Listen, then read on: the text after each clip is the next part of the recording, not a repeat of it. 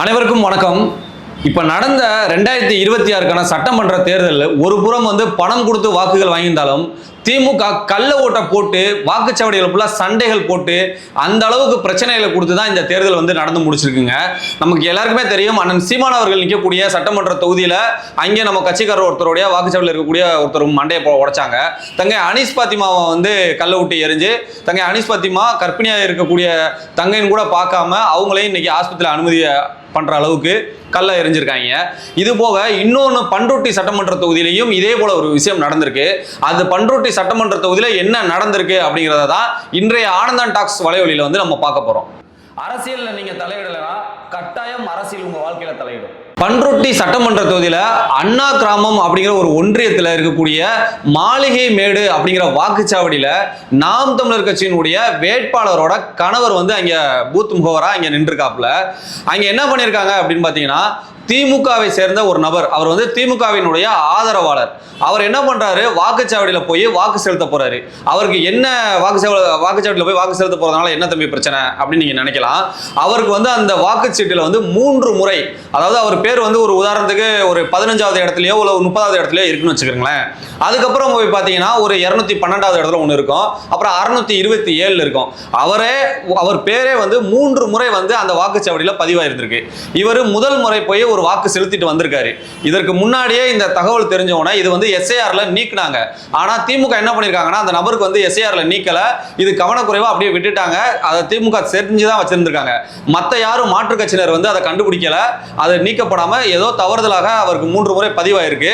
பரவாயில்ல, தவறு நடக்கிறது இயல்புன்னு வச்சுக்கிறீங்களேன். எப்பயுமே மேக்சிமம் ஏதாவது ஒரு நடக்கும், தெரியாமே நடந்ததை நம்ம எடுத்துக்கிடுவோம். ஆனா இது முன்னாடி தெரிஞ்சு அங்கே முறையிட்டு இருக்காங்க. இப்ப இந்த நபர் அங்கே வாக்கு செலுத்த போயிருக்கிறாரு. வாக்குச்சாவடியில் வாக்கு செலுத்திட்டு வந்துட்டாரு.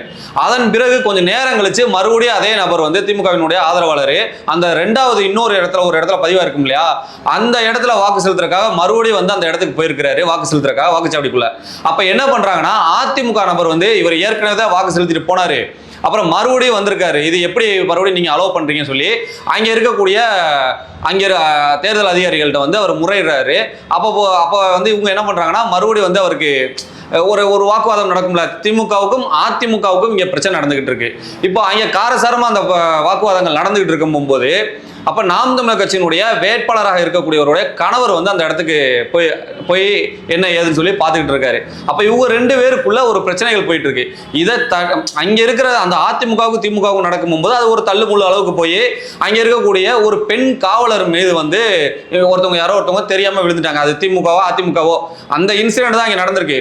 இங்க நாம் தமிழர் கட்சி அமைதியா இருந்து அந்த விஷயங்களை பார்த்துக்கிட்டு இருந்தவங்கள இவங்க 2 பேரும் போலீஸ் என்ன செஞ்சாங்க, ஒரு பெண் போலீஸ் மேல விழுந்ததுனால உடனே போலீஸையே நீ அடிச்சிட்டியா அப்படின்னு சொல்லிட்டு அங்கே ஒரு கூச்சல் இருக்கு. உடனே வெளியில இருக்கிற போலீஸ் எல்லாம் உடனே கூப்பிட்டவனே அவன் லத்தியோட எடுத்துட்டு வந்திருக்காப்ல. எடுத்துட்டு வந்துட்டு அவங்க திமுக அதிமுக நைஸா ஓடிட்டாங்க. நம்ம நாம் தமிழர் கட்சியினுடைய வேட்பாளரை அவருடைய கணவரை பிடிச்சி அடிச்சிருக்காங்க. அதுவும் காலிலேயே அடிச்சிருக்காங்க. இது நான் சொல்லலைங்க, அங்கே நடந்த அந்த சட்டமன்ற தொகுதிக்கு அங்கே பொறுப்பாளராக இருக்கக்கூடிய நாம் தமிழ் பொறுப்பாளர் சொன்ன அவர் நம்மகிட்ட பேசின அந்த குரல் பதிவை நீங்களே கேளுங்களேன். பண்ருட்டி சட்டமன்ற தொகுதியில எந்த ஏரியால நடந்திருக்கு பிரச்சனை? மாளிகை மேடுன்னு சொல்லிட்டு. மாளிகை மேடா? ஆமா, சரி. மாளிகை மேடு அது ஊரா, ஒன்றியமா இல்ல எந்த மாதிரி? இல்ல அது ஒரு தனி நம்ம பூங்கணம் ஒன்றியம் சொல்லிட்டு அது உள்ள சேர்ந்ததுதான். எல்லாமே ஒரு பூத்து, இது தனி பூத்து. இது பூத்து. ஆமா. அது ஒன்றியம் எந்த ஒன்றியம்? அது எந்த ஒன்றியத்துல வருது? அண்ணா கிராமம் ஒன்றியம். என்ன கரெக்டா சொல்லுங்க, எனக்கு தெரியல. அண்ணா கிராமம் ஒன்றியம். அண்ணா கிராமம். ஆமா. அது தாலுக்கு அப்படிதானே? ஆமா, அண்ணா கிராமம் ஒன்றியம். ஓகே. அதுல மாளிகை மேடுங்கிற பூத்து. ஆமா. Okay sir. இப்ப என்ன சொல்லுவாங்க பிரச்சனை? அங்க என்ன பிரச்சனைனா, அப்போ நம்மளுடைய நாம் தமிழர் கட்சியுடைய வேட்பாளருடைய கணவர் வெளியில டீ குடிக்கலான்னு வந்திருந்தாப்புல. சரி. அப்ப அங்க என்ன நடந்துச்சுன்னா, உள்ள திமுகவை சார்ந்தவர்கள் ஒரே பேர்ல 3 தடவை அவருக்கு வாக்கு இருக்கு. அதுல ஒரே பேர்ல 3 தடவை 3 இடத்துலயும் வாக்கு இருக்கிற மாதிரி அதுல இருக்கு படிவத்துல. அது நம்ம தரப்புல இருக்கக்கூடிய வேட்பாளர் நைட்டே அதை போய் பாத்துருக்காங்க. பார்த்து அதிகாரிகள்ட்ட தெரிவிச்சிருக்காங்க, இது மாதிரி இருக்குங்க, இதை நீங்க சரி பாத்துக்குங்க அப்படின்னு சொல்லி இருக்கும் போது அவங்க நான் பாக்குறேன் மேடம் சொல்லிட்டு நைட்டு அனுப்பிட்டு இருக்காங்க. காலையில அதிகாலையில வாக்குகள் தொடங்கும் போது அவர் காலையில போய் ஒரு தடவை வாக்கு செலுத்திட்டாரு. அதுக்கு அடுத்து கொஞ்சம் நேரம் கழிச்சு என்ன பண்ணிருக்காருன்னா 2வது தடவை வாக்கு செலுத்த போயிருக்காரு அந்த நபரு. அப்ப போகும்போது அதிமுக தரப்புல பூத் ஏஜென்டா உட்காந்துருப்பாங்கல்ல, ஆமா அவங்க உட்கார்ந்து இருந்தவங்க இல்ல இவங்க காலையிலே வாக்கு செலுத்திட்டாங்க, இது 2வது தடவை போட்டு வராங்க, இது எப்படி ஏத்துக்க முடியும் அவங்களுக்குள்ள பேச. அப்ப அவங்க 2 பேருக்குள்ள இல்ல நான் போடல கேடலன்னு சொல்லிட்டு அவங்க திமுக காரர் சொல்ல அதிமுக காரங்க சொல்ல 2 பேருக்கு தள்ளுமுள்ள ஆயிடுச்சு உள்ள. சரி, தள்ளுமுள்ள ஆகும்போது இது சட்டம் என்ன அதிகமா இருக்குதுன்னு நம்ம நாம் தமிழர் கட்சியுடைய வேட்பாளருடைய கணவர் என்ன பண்ணிருக்காருன்னா வெளியில இருந்து அவர் அந்த பகுதியை சேர்ந்தவர் தான். அப்ப வெளியில இருந்து உள்ள போய் என்னன்னு கேட்கும்போது இது மாதிரி கள்ள ஓட்டு போடுற மாதிரி அவங்க வந்துட்டாங்க, ஏற்கனவே போட்டாலும் மறுபடியும் போட வந்துட்டாங்க, 3 தடவை ஒரு பேர் இருக்குன்னு சொல்லும் போது அப்ப நம்மளுடைய வேட்பாளருடைய கணவர் என்ன சொல்றாருன்னா நீங்க வந்து நாங்க ஒரு ஓட்டு வாங்குறதுக்கு நாங்க எவ்வளவு கஷ்டப்பட்டு இருக்கோம், நீங்க ஏன் கள்ள ஓட்டு போடுறவங்களுக்கு உள்ள இருக்கிறீங்க, அவர் முதல்ல வெளியேற்றுங்க அப்படின்னு சொல்லிட்டு நம்ம வேட்பாளருடைய கணவர் சொல்றாரு. அப்ப காவல்துறை என்ன பண்றாங்கன்னா அது ஏற்கனவே அதிமுக கண்டுபிடிச்சாரு பாருங்க, ஆமா அவரை வந்து வெளியில போக சொல்றாங்க காவல்துறை, நீங்க வெளியே போங்க ஃபர்ஸ்ட் அப்படின்னு. அப்ப நம்ம வேட்பாளருடைய கணவர் கோவப்பட்டு ஏங்க கள்ள ஓட்டு போட வந்தா அவனை வெளியே அனுப்பாம எங்களையா வெளியே அனுப்புறீங்க அப்படின்னு பேசும்போது கொஞ்சம் தள்ளுமுள்ளாகுது. தள்ளுமுள்ளாகும்போது என்ன பண்றாங்கன்னா அந்த அதிமுக திமுக தள்ளுமுள்ளாகும் போது அந்த சண்டை சர்ச்சர்ல வந்து ஒரு லேடியோடைய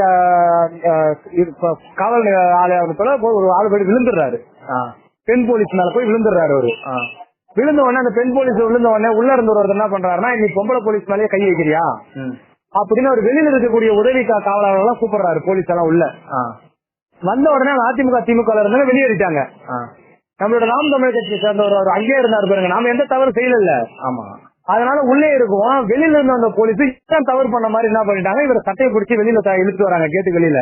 அப்ப இவர் சொல்றாரு நாம் தமிழர் கட்சியை சேர்ந்த வேட்பாளருடைய கணவருங்க நானு, நாங்க எங்க மேல எந்த தப்பும் கிடையாது, நான் அவங்க மேல கையே வைக்கல, அவங்க முதல்ல விசாரிங்க சொல்லும் போது அந்த பெண் போலீஸும் சொல்றாங்க இல்ல அவரு கிடையாதுன்னு சொல்றாங்க.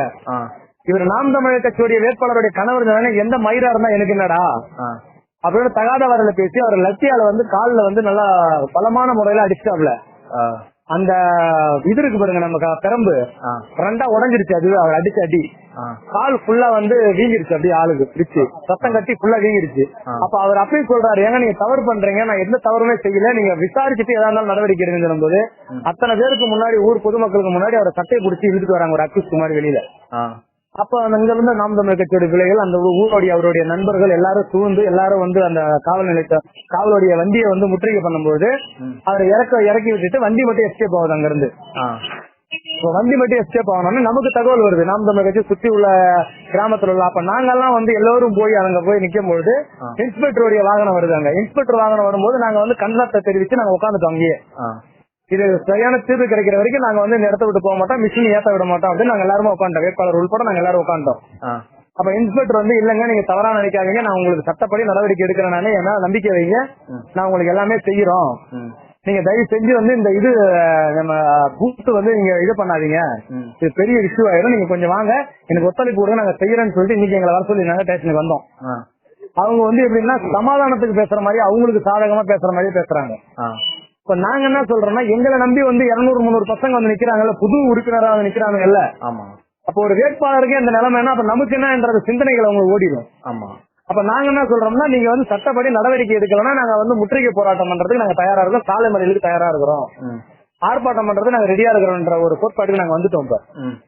இப்ப அவங்க நாளைக்கு வந்து என்ன சொல்றாங்கன்னா நாங்க பேசிட்டு அவங்க எப்படி சொல்றாங்கன்னா அவரை கூப்பிட்டு அவங்களை மன்னிப்பு கேட்க சொல்லிட்டான்னு கேக்குறாங்க. 4 அறைக்குள்ள மன்னிப்பு கேட்கறதும் ஒரு கிராமத்துல வச்சு அடிச்சிட்டு வந்து எப்படி இருக்கும் நீங்களும் சொல்லுங்க பாப்போம். ஆமா, அப்ப நாங்க என்ன பண்ணோம் ஒரு நாளாவது அவர் பணி நீக்க செய்யுங்க, அது அவர் மேல ஒரு குற்றச்சாட்டு ஆயிரும்ல, அது நாங்க வந்து வலியுறுத்தி கேட்கிறோம். இந்த அளவுக்கு வந்து திமுக இறங்கி வேலை பார்க்கறாங்கன்னா இதற்கு தேர்தல் ஆணையமும் சரி இல்ல காவல்துறை அதிகாரிகளும் மற்ற அரசு அதிகாரிகளும் வந்து துணை போறதுங்கிறத நம்ம பல காணொலிகள் நம்ம சொல்லிட்டு வரோம். இந்த அளவுக்கு இருந்தா இது எப்படி ஜனநாயக தேர்தலா இருக்கும்? அப்ப இதை யாரு தட்டி கேட்கறது? எல்லாமே இப்படி இருந்தா நம்ம என்ன செய்ய முடியும்? அப்போ ஒருபோதும் வந்து இந்த மாதிரி திமுக அராஜகம் தொடர்ச்சியா இருக்கும். அதுதான் மக்கள் வந்து இவங்களை எப்படியாவது அழிச்சு விடணும், இவங்களை வந்து தேர்தலில் வந்து ஒரு சொற்ப வாக்குகள் கூட அவங்க வாங்கக்கூடாது, அந்த அளவுக்கு கேவலமா வந்து திமுக தோக்கணும் அப்படிங்கிறதுக்காக தான் இத்தனை கட்சிகளும் வந்து போராடுறோம். அதுல நாம் தமிழர் கட்சி பல முறை வந்து மக்கள் மன்றத்தில் எடுத்து பேசியிருக்காங்க. இதுக்கு மேலேயும் அவங்க பணம் கொடுத்தாலும் வாங்கிக்கிட்டு நீங்க வாக்கு செலுத்தக்கூடாதுன்னு நம்ம சொல்லியிருக்கோம் இல்லையா? அதை தாண்டி வந்து மக்கள் வந்து வாக்கு செலுத்தி அவங்க வெளில வச்சீங்கன்னா இதை விட இன்னும் மோசமாக தான் தான் நடக்கும். திமுக வந்தாலே அடிதடி அராஜகம் இதுதான். சரி, அவங்க தான் அப்படி இருக்காங்கன்னு பார்த்தா ஒரு காவல்துறை அதிகாரி இந்த அளவுக்கு நடந்திருக்காங்கன்னு எப்படி? சமரச பேச்சுவார்த்தை அப்படின்னு சொல்லிட்டு வாங்க தேர்தல் நேரத்தில் இதை பண்ணீங்கன்னா பப்ளிஷ் ஆச்சுன்னா இஷ்யூ ஆயிரும் அப்படின்ட்டு அந்த அங்க இருக்கக்கூடிய காவல் ஆய்வாளர் வந்து பேசி பரவாயில்ல நாம் தமிழர் கொஞ்சம் ஒத்துழைப்பு கொடுங்க அப்படின்னு சொல்லி கேட்டதுனால சரின்னு அந்த போராட்டங்களை கைவிட்டிருக்காங்க அங்க இருக்க பொறுப்பாளர்கள். அதற்கப்புறம் வந்து இன்னைக்கு அங்க போய் காவல்துறை நிலையத்தில் வந்து போய் பேசும்போது நாளைக்கு பேசிக்கலாம் அப்படின்னு இருக்காங்க. அந்த நேரத்தில் இருக்கக்கூடிய பிரச்சனையை வந்து முடிச்சு விட்டு நாம என்ன கேட்கிறோம்னா அந்த காவல் அதிகாரி இவ்வளவு சொல்லி அடிச்சிருக்காங்களே, அதுக்கு மேல எல்லாம் தேர்தல் ஆணையத்தில் அந்த வாக்குச்சாவடியிலே சிசிடிவி கேமரா வச்சிருப்பாங்கல்ல, அதுல என்ன நடந்துச்சுன்னு பார்க்க வேண்டியதானே? உடனே அந்த சிசிடிவி கேமராவை எடுத்து பார்த்தா யார் தப்பு பண்ணியிருக்கா, எதனால யார் வந்து அந்த பெண் காவல அதிகாரி மேல விழுந்திருக்காங்க, அவங்க மேல யார் வந்து அடிச்சிருக்காங்க, என்ன ஏதுங்கிறத பார்த்து அது சட்டப்பூர்வமா நடவடிக்கை எடுக்க வேண்டியதானே? அதை விட்டு எடுத்தோடனே உனக்கு லத்தி எதுக்கு கொடுத்துருக்காங்க? எடுத்தோடனே நாம் தமிழர் கட்சி மேல அடிக்கிறதுக்கா? அப்ப காவல்துறை கையில ஒரு ஆயுதம் கொடுத்திருக்கிறது தன்னை தற்காத்துக் கொள்வதற்கு தான். சட்ட ஒழுங்கு பிரச்சனை வரும்போது அதை வந்து தடுத்து இது பண்ணணும்.